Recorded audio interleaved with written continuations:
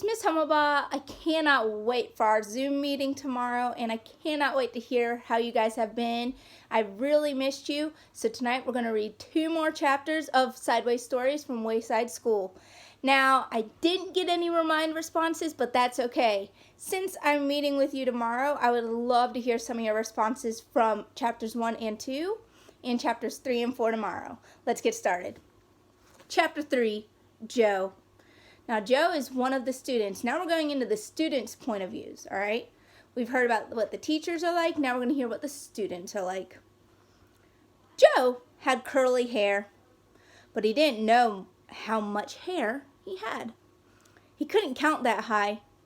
In fact, he couldn't count at all. Interesting. When all of the other children went to recess, Mrs. Jules told Joe to wait inside. Joe, she said, how much hair do you have? Joe shrugged his shoulders. A lot, he answered. Do you guys have a lot of hair? If so, or even if not, have you ever even tried to count all of your hair? I mean, my hair's in a bun right now, but if I was to try and count every single strand of my hair, I feel like I'd be sitting there forever.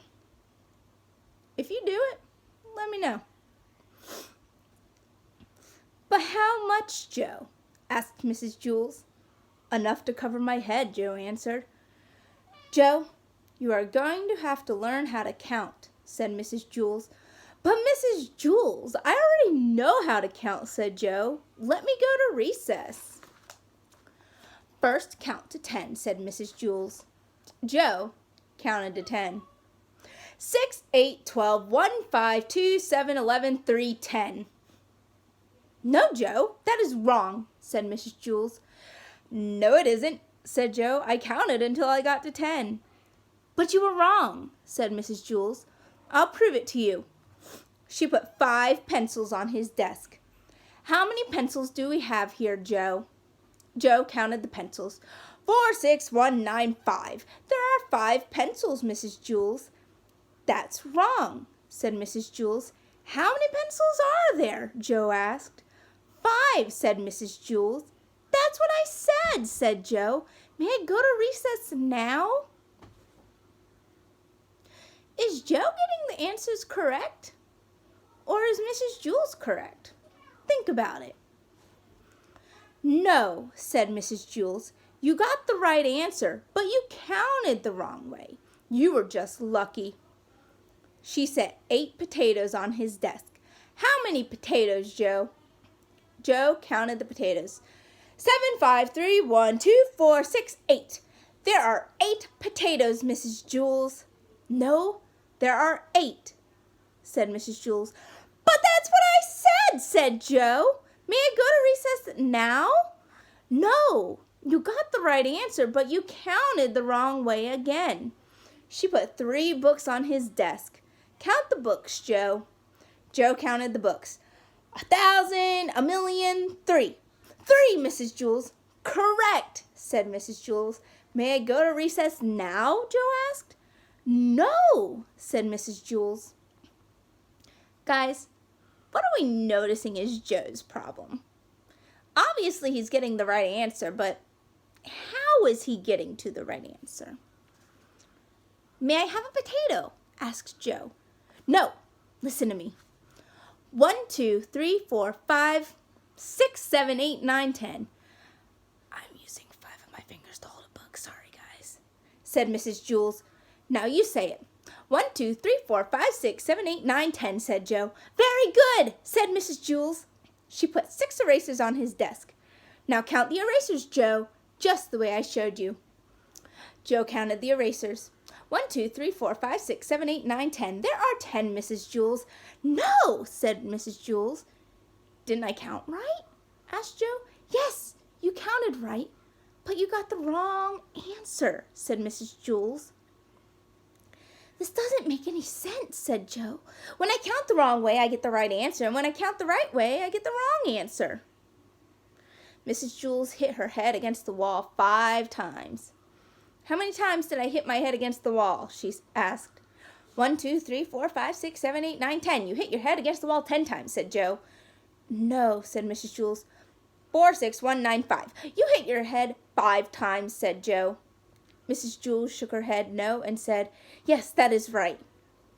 The bell rang and all the other children came back from recess. The fresh air had made them very excited. They were laughing and shouting. Oh, darn, said Joe. Now I missed recess. Hey, Joe, where were you? Asked John. You missed a great game of kickball. I kicked a home run, said Todd. What was wrong with you, Joe? Asked Joy. Nothing, said Joe. Mrs. Jules was just trying to teach me how to count. Joy laughed. You mean you don't know how to count? Counting it is easy, said Mauricia. Now, said Mrs. Jules. What's easy for you may not be easy for Joe, and what's easy for Joe may not be easy for you. Nothing's easy for Joe, said Mauricia. He's stupid. Do you think Mauricia's being very nice about Joe right now? I don't think she is. Do you think Joe's stupid? Maybe he's just misunderstood. Maybe he needs a different way of learning. I can beat you up, said Joe. Try it, said Mauricia. That will be enough of that, said Mrs. Jules. She wrote Mauricia's name on the blackboard under the word discipline. There's that word again, guys, that I told you to use in a sentence, discipline. I hope you can share some sentences tomorrow. Joe put his head on his desk between the 8 potatoes and the 6 erasers. Don't feel bad, Joe, said Mrs. Jules. I just don't get it, said Joe. I'll never learn how to count. Sure you will, Joe, said Mrs. Jules. One day it will just come to you. You'll wake up one morning and suddenly be able to count. Joe asked, If all I have to do is wake up, what am I going to school for? School just speeds things up, said Mrs. Jules. Without school, it might take another 70 years before you wake up and are able to count. By that time, I may have no hair left on top of my head to count, said Joe. Exactly, said Mrs. Jules.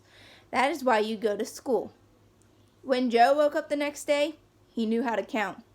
He had 55,006 hairs on his head. They were all curly. 55,006 hairs, guys? That's a ridiculous amount.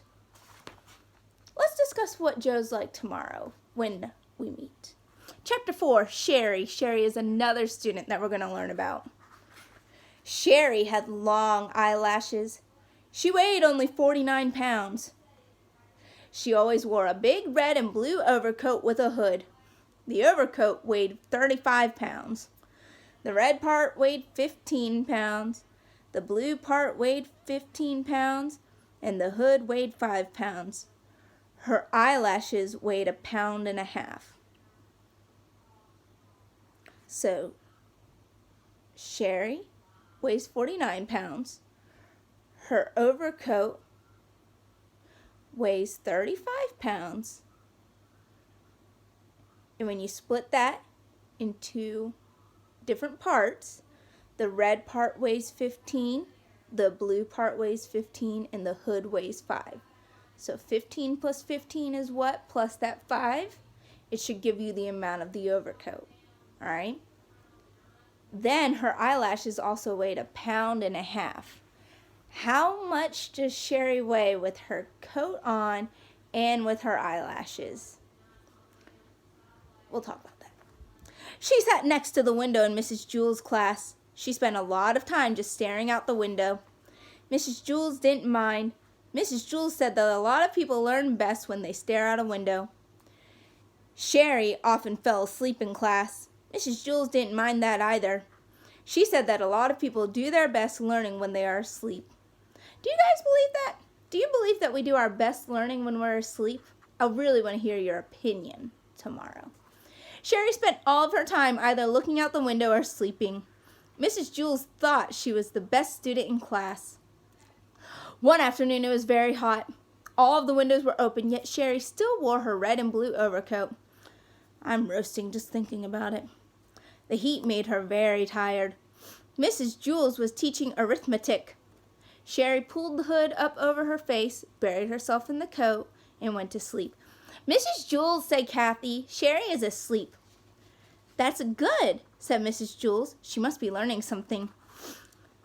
Mrs. Jules continued with the lesson.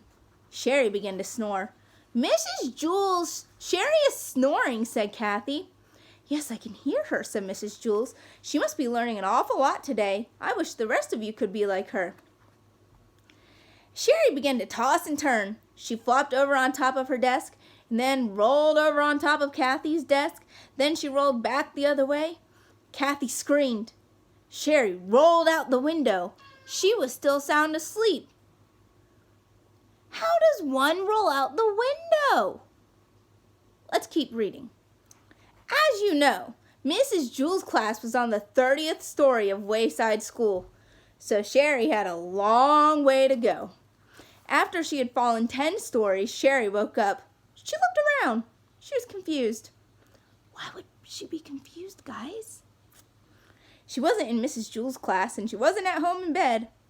She couldn't figure out where she was. She yawned, pulled the hood back over her eyes, and went back to sleep. By that time, she had fallen another 10 stories.